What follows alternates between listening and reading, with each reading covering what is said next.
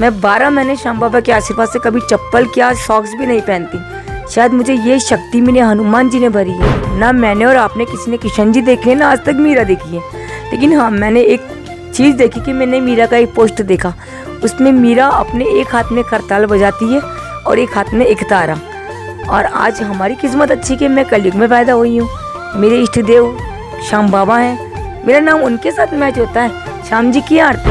जय श्री श्याम, बोल खाटू नरेश की, हारे के सहारे की, लखदतार की, तीन बांधारी की। टिंगत से खाटू एक निशान यात्रा करने में मुझे मात्र से 3 घंटे लगते हैं लास्ट पैदल।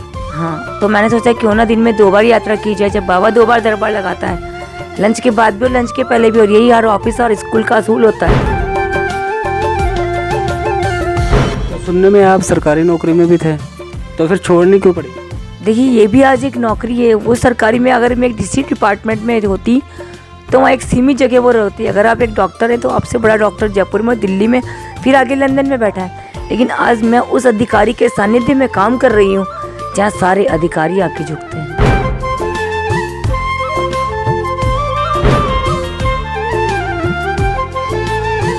कई दफ़ा तो ऐसा भी होता है कि जो ध्वजा उठाते हैं वो लेडीज नहीं उठा सकती, लेकिन आपको इसके बारे में पता है? देखिए लेडीज ध्वजा उठा सकती है, लेकिन शुद्धता और पवित्रता का पैसा है। जब मैं आपके राखी बांधूंगी तो आपकी कलाई को टच करूंगी। बस हमको चरणों तक ही नहीं जाना है। तो आप उसे अपने भाई मानिए और भाई के रूप में आप हनुमान की भी पूजा कर सकती हैं। तो आप जो ध्वजा उठाते हैं, इतने ध्वजा उठाते हैं, लेकिन ध्वजा तो एक भी उठाई जा सकती है, लेकिन आप इतने क्यों उठाने का कारण क्या है? मेन कारण बताओ। क्योंकि दूसरी औरत जो कहती है उठाया नहीं जाता उनसे, तो फिर अपने आप को हीन भावना समझते हैं। अगर आरती उठा सकते तो हम क्यों नहीं उठा सकते? इसका कारण बता सकते हैं? देखिए उठाने को तो हम लोग एवरेस्ट की यात्रा भी करके आते हैं, पूरा पहाड़ भी उठा सकते हैं। करने के लिए मेरा मानना है इंसान ही इंसान को पैदा करता है और इंसान इंसान को शमशान तक पहुंचाता है। इसीलिए कहते हैं अब शाम के तुम हो, शाम तुम्हारे, शाम तुझे संसार पुकारे। अब यही देखो कि हम सब जन्मदिन पर केक काटते हैं कि हम बढ़ रहे हैं, लेकिन पूरी हिंदू धर्म की वास्तविकता ये कि हम घट रहे हैं। आज मैं 27 से 28 से 28 से 29 वर्ष में प्रवेश कर गई, तो मेरे जीवन के 26 साल लॉस हो चुके हैं, 27 लॉस हो चुके हैं। असली जन्मदिन बन रहा है मेरे मालिक का मेरे साथ। कैसे? मैं तो घटती जा रही हूँ और मेरा बाबा बढ़ता जा रहा है।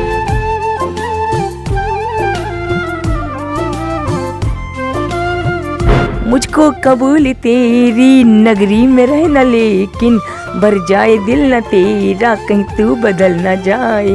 तो जो मेरा मालिक है, मेरा मानना और लोगों का भी मानना है कि जो आरती निशान उठाती है, जो हम ध्वजा हम कोई भी ले जाते हैं, उसमें मालिक का प्रवेश होता है। और मैंने सोशियोलॉजी में एमए किया है। मैं खुद ने फर्स्ट डिवीजन से समाजशास्त्र में एमए पास हूँ।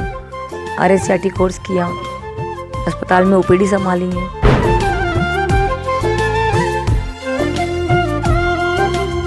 देखिए बर्बरी जो था वो भक्ति था, वो कोई भगवान नहीं था। वो घर आया ही था और उसने आके पूछा था मामा पिताजी कहाँ गए? बोले पिताजी तो युद्ध देखने गए हैं। बर्बरिक हमारा युद्ध में पहुंचा, उस समय शीश का दान हुआ और हमारा बर्बरिक शाम हुआ। और मेरे हनुमान जी को देखो, कोई भी अहंकार नहीं है अपनी भक्ति का और ना अपनी शक्ति का। आज भी वो यही बात कहते हैं कि जो राम का नाम लेगा मैं उसका काम पहले बनूंगा। हिंदू धर्म में एक गाना है, जिसका आंचल हो जितना बड़ा उसको सौगात उतनी मिलेगी। तो ये मान लीजिए सब अपना भाग्य लेके करते हैं, किससे द्वेषता मत रखो। जो आपके भाग्य में लिखा है वो मिल के रहेगा, जो नहीं लिखा वो 7 जन्म तक कितने भी दौड़ लगा लो वो नहीं मिलेगा। कहते हैं कि जब प्रभु के दर्शन होते हैं किसी ना किसी तरीके से होते हैं। जब मीरा जी ने अपने प्रभु जी को पाना चाहा, वो रानी थे, लेकिन उन्होंने जब अपना सब कुछ त्याग दिया तब प्रभु जी को पाया। लेकिन आजकल कलयुग के नाम से पहचाने जा रहे हैं आरती जी। आरती जी से हम आज मुलाकात करेंगे, उनसे जीवन के बारे में पूछेंगे। नमस्कार जी। प्रणाम, जय श्री श्याम। आरती जी, हम ये जानना चाहते हैं कि जो आप झंडे की परिक्रमा उठा के चलते हैं, ये आपको प्रेरणा कहाँ से मिली? ये ध्वजाबंधारी की ध्वजाएं जो है मुझे सपने में दिखा करती थी और आज सपना मेरा पूरा है, मेरे सामने है। तो आखिर आपने श्याम बाबा ही क्यों चुने? इतने देवी देवता हैं। देखिए 2007 में मैंने एक सपना देखा था। तब मैं खाटू धाम में, मेरे परिवार मेरे खानदान से कोई व्यक्ति नहीं आया था, लेकिन जिस राजा ने मुझे देख के मुड़ के देखा था, धीरे धीरे मैं जयपुर आई। जयपुर में आने से मुझे पता पड़ा श्याम बाबा क्या होता है, कीर्तन क्या होता है? कीर्तन में बैठने से मुझे मेरे मालिक के होने का सानिध्य प्राप्त हुआ, एहसास हुआ। तो अब आप एक झंडा उठाया, फिर 11, फिर 21, 31, 52, आप 52 तक पहुँच गए हैं, तो आगे तक जाने तक कितना होगा? देखिए आगे तक तो क्या, पहले एक निशान लेके पूरी दुनिया आती है, वैसे मैं भी आया करती थी इस गाँव में। मैंने ये देखा कि 4 बजे बाद फिर रात को 10 बजे तक मंदिर खुला करता था। रिंगत से खाटू एक निशान यात्रा करने में मुझे मात्र से 3 घंटे लगते हैं लास्ट, पैदल। हाँ। तो मैंने सोचा क्यों ना दिन में 2 बार यात्रा की जाए, जब बाबा 2 बार दरबार लगाता है, लंच के बाद भी और लंच के पहले भी, और यही हर ऑफिस और स्कूल का असूल होता है। जी। वही हमारे साथ हुआ। हमने शाम को फिर एक ध्वजा लाना शुरू की। फिर मैंने एक दिन देखा कि सुबह 5 बजे मंदिर खुलता है, वो रात को 10 बजे बंद होता है। उसमें से 2 घंटे बाबा का ब्रेक होता है, 1 से लेकर 3 तक, 4 बजे फिर मंदिर खुलता है। टोटल 14 घंटे जब बाबा ड्यूटी कर सकता है, तो हर ड्यूटी 12 घंटे तो होती है ना। जब वो 14 घंटे ड्यूटी हमारे लिए कर रहा है, तो श्याम बाबा के आशीर्वाद से मैंने प्रतिदिन 3 यात्रा करने की कोशिश की, और वो बहुत सफलतापूर्वक हुई। मंगला आरती करने के बाद मैं रिंगत से निशान लेने पैदल जाती और खाटू धाम में 9 साढ़े 9 बजे पहुंच जाती, दोबारा जाती, वापस 4 बजे तक आती, दोबारा फिर जाती, और फिर रात को 10 बजे मंदिर प्रांगण के पट बंद होने से पहले पहले पहुंच जाती। तो प्रतिदिन बाबा ने 3-3 यात्राएं करवाई। तो सुनने में आप सरकारी नौकरी में भी थे, तो फिर छोड़नी क्यों पड़ी? देखिए ये भी आज एक नौकरी है। वो सरकारी में अगर मैं एक डीसी डिपार्टमेंट में होती तो वहाँ एक सीमित जगह वो रहती। अगर आप एक डॉक्टर हैं तो आपसे बड़ा डॉक्टर जयपुर में, दिल्ली में, फिर आगे लंदन में बैठा है। लेकिन आज मैं उस अधिकारी के सानिध्य में काम कर रही हूँ जहाँ सारे अधिकारी आके झुकते हैं। तो जब पारिवारिक साथ मेंबर देते हैं, आपके जो परिवार वाले मेंबर देते हैं साथ आपका इसमें? देखिए पहले तो वो लोग नहीं देते थे जीवन में। उन्होंने हमेशा हमारी यही बोला था कि कितना भी खाटू चली जा, लौट के तुझे यहीं आना है। लेकिन एक दिन शायद मुझे अच्छी तरह याद है, 2013 में एक बार मैंने अपने सगे भाई से कहा था, जब तक मैं खाटू जाऊंगी ना तो जगह बन चुकी होगी, और तू जाएगा जब तक जगह भर चुकी होगी। आज 2023 में देखिए श्याम बाबा के दरबार में पैर रखने की जगह नहीं है। जी। तो जब आपको लोग जाते हैं, माथा टेकते हैं, खाटू श्याम को भी टेकते हैं माथा, आपको भी टेकते हैं, तो तब आपको कैसा एहसास होता है? देखिए तो पुण्य जन्म का प्रताप है, मुझे भी नहीं पता, लेकिन हाँ एक अच्छी बात है, वो मुझे माथा नहीं टेकते।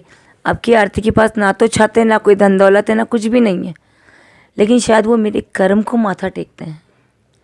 तो जैसे मीरा जी ने अपना सब कुछ त्याग कर प्रभु को पाया था, तो आपने त्यागा क्या, ये बताइए। त्यागना तो क्या होता है, मैंने अपनी चप्पल का जरूर त्याग किया है। मैं 12 महीने श्याम बाबा के आशीर्वाद से कभी चप्पल क्या सॉक्स भी नहीं पहनती। शायद मुझे ये शक्ति मैंने हनुमान जी ने भरी है, और मैं प्रतिदिन हनुमान का भी निशान लेके आती हूँ। श्याम जगत ने सबसे ज़्यादा ध्वजा अगर हनुमान जी ने हमसे चढ़वाई है तो वो आपकी आरती ही है। हमें ये वर्ड बोलना नहीं चाहिए, लेकिन हम आप सबको इतना बताना चाहेंगे कि कलयुग के देवता बर्बरी के पास तो सिर्फ कलयुग की सत्ता ही है, लेकिन मेरे हनुमान जी तो 4 युगों की सत्ता संभाले हुए हैं। और हनुमान का पौड़ी पर मंदिर है। अगर सीढ़ी चढ़ने से पहले मुझे हनुमान जी ने पूछ लिया मेरे लिए क्या लाई, तो वो मुझे ऊपर कैसे जाने देंगे। कई दफ़ा तो ऐसा भी होता है कि जो ध्वजा उठाते हैं वो लेडीज़ नहीं उठा सकती, लेकिन आपको इसके बारे में पता है? देखिए लेडीज़ ध्वजा उठा सकती है, लेकिन शुद्धता और पवित्रता का पैसा है। आज मैं हनुमान जी को, आज मैं श्याम जगत में और हिंदुस्तान में कहते हैं, हम जो औरतें हैं, लेडीज़ हैं, चाहे वो लड़की है, चाहे बूढ़ी माँ है, किसी की सास है, चाहे किसी की बीबी है, कोई भी औरत हनुमान जी को माने, लेकिन सिर्फ भाई के रूप में माने। मैं, आप मेरे भाई हैं, मैं जब आपके तिलक करूंगी तो मैं आपके मस्तिष्क को टच करूंगी, इसमें कोई बुराई नहीं है ना। जब मैं आपके राखी बांधूंगी तो आपकी कलाई को टच करूंगी, बस हमको चरणों तक ही नहीं जाना है।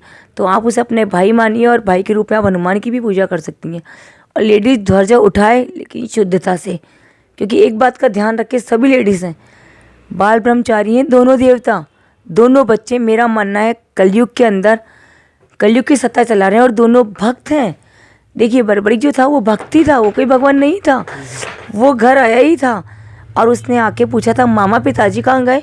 बोले पिताजी तो युद्ध देखने गए हैं। बर्बरिक हमारा युद्ध में पहुंचा, उस समय शीश का दान हुआ और हमारा बर्बरिक शाम हुआ। इसी तरह हनुमान जी, आप सबको पता है, बहुत छलकपटी थे।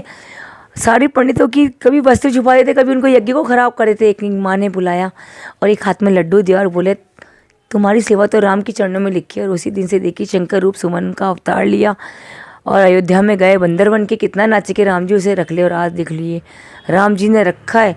और मेरे हनुमान जी को देखो, कोई भी अहंकार नहीं है अपनी भक्ति का और ना अपनी शक्ति का।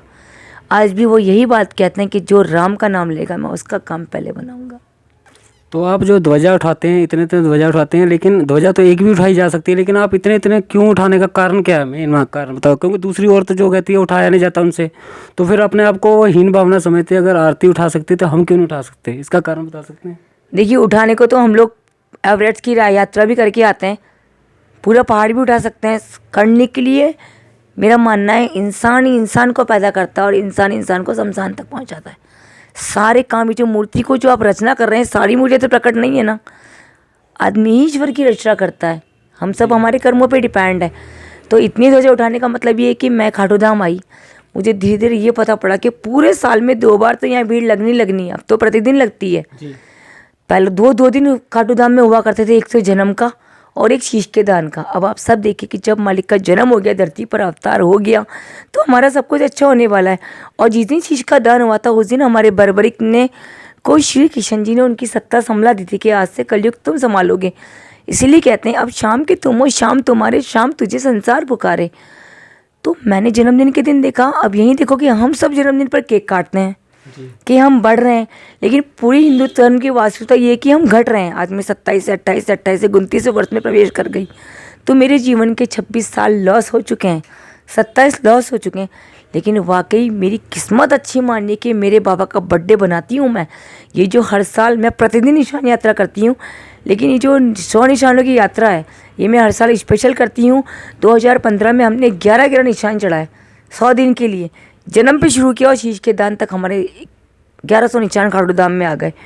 फिर हमने 21 उठा के देखे, वो 88 दिन में हमारे 21 निशान खाटू धाम में आ गए। फिर हमने 31 निशान उठाए, वो 100 दिन में हमारे खाटू धाम में पहुंच गए। बाकी दिन में रोज़ 2 ध्वजा लेके जाते हुए, एक हनुमान जी और श्याम जी की। तो सुनिए, असली जन्मदिन बन रहा है मेरे मालिक का मेरे साथ। कैसे? मैं तो घटती जा रही हूँ और मेरा बाबा बढ़ता जा रहा है। 11, 21, 31, 41 से आज मैं प्रतिदिन 51 पर हूँ। बना ना जन्मदिन। जी। तो आप जैसे इतनी भीड़ होती है, भीड़ के बीच में आपको श्रद्धालु जन आपको आगे जाने देते हैं?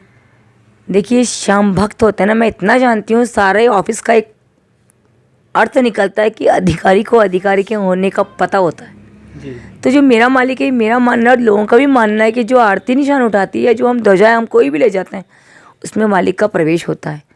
मानो कि आप उसकी शुद्धता का और पवित्रता का इतनी ध्यान रखेंगे ना, उसमें साक्षात बाबा आके बैठ जाएगा। जो बर्बरिक था ना, उसे पता नहीं था कि कौरव कौन है और पांडव कौन है। तब वहाँ आज भी इतिहास में यही कहा जाता है कि श्याम जी के, कृष्ण जी के रथ पर हनुमान विराजमान थे। तो वहाँ कोई हनुमान किसी ने बैठे हुए तो ना देखे थे, वहाँ उन्होंने एक पोस्ट देखी थी, जो एक ध्वजा थी, उस पर हनुमान की वो ध्वजा थी। लेकिन क्या कहा गया हिंदू धर्म में कि रथ पर साक्षात हनुमान विराजमान थे। तो आप ये देख लो कि ध्वजा के अंदर मालिक का प्रवेश होता है। वो आप पे डिपेंड करता है आप उसे किस रूप में ले जाएं। तो जो संसारिक जीवन है, आगे आप अपनाओगे संसारिक जीवन को? अभी तक तो मैं नहीं कह सकती। ये मोंडी आदमी पता नहीं कौन मेरे लिए सुंदर रूपमान कोई भी व्यक्ति प्रस्तुत कर दे, इतनी जल्दी ये नौकरी पे नहीं रखता। हम हमारे घर में एक काम करने वाले को, एक पोछा करने वाले को भी रखते हैं ना, तो 3 दिन तो उसे मात्र ट्रायल ही लेते हैं। पूरा महीना ईमानदारी से होने के बाद भी हम उसे तनख्वाह देते समय एक बात सोचते हैं कि यार इसे मैं रखूँ या ना रखूँ, तब हम उसके नेक्स्ट मंथ का निर्णय करते हैं। तो आप सोचिए, अगर मेरे मालिक ने अपनी ध्वजा के लिए अपनी आरती को चुना है, तो वो बाबा का ही निर्णय है। तो शादी के बारे में कुछ विचार? नहीं, अभी तक तो कुछ भी नहीं है।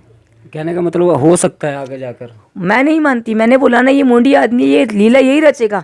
इसको जब तक आरती पसंद है, कोई और मार्केट में आके तो नहीं पता। एक दिन एक साथ दर्द उठा भी था, जब सुना था कि कोई और भी निशान लेके आ रहा है, कोई 11 ला रहा है, कोई 21 ला रहा है, तो बहुत मन दुखा। और अंदर जाके एक लाइन सुनाई दी इनको, मुझको कबूल तेरी नगरी में रहना, लेकिन भर जाए दिल न तेरा, कहीं तू बदल न जाए।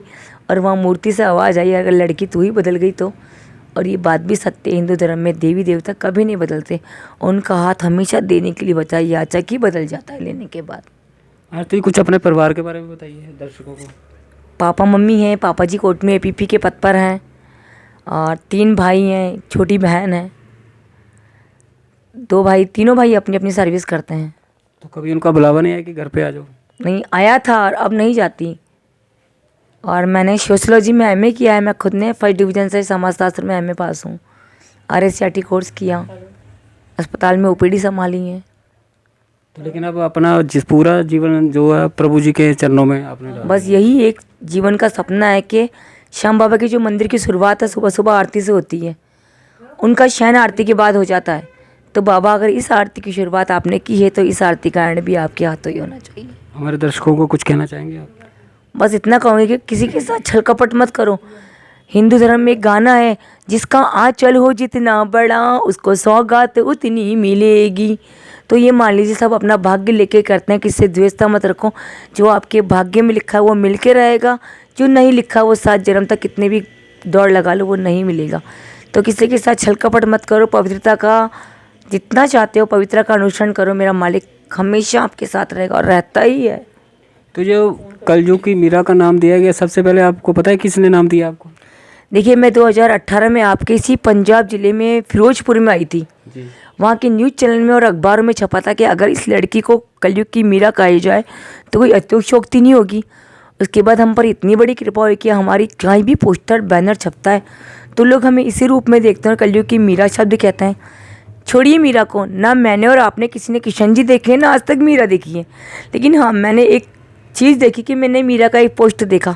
उसमें मीरा अपने एक हाथ में करताल बजाती है और एक हाथ में एक तारा। और आज हमारी किस्मत अच्छी कि मैं कलयुग में पैदा हुई हूँ। मेरे इष्ट देव श्याम बाबा हैं, मेरा नाम उनके साथ मैच होता है, श्याम जी की आरती। और देखिए ना, मेरे हाथ में जो उनकी ध्वजा का प्रतीक चिन्ह ध्वजाएँ हैं वो साक्षात इसी रूप में चलती हैं। आपने देख लेना, शायद 51 हो चाहे 1 हो, स्पीड वही रहती है। उधर एक हाथ से ढोलक बजती है और एक हाथ में रस्सी रहती है। तो ये थे आरती जी, जिनको कलयुग की मीरा कहा जाता है। बहुत बहुत धन्यवाद जी। प्रणाम आप सबको। जय श्री श्याम। मैं सतपाल वर्मा, कैमरामैन ईशू शर्मा के साथ।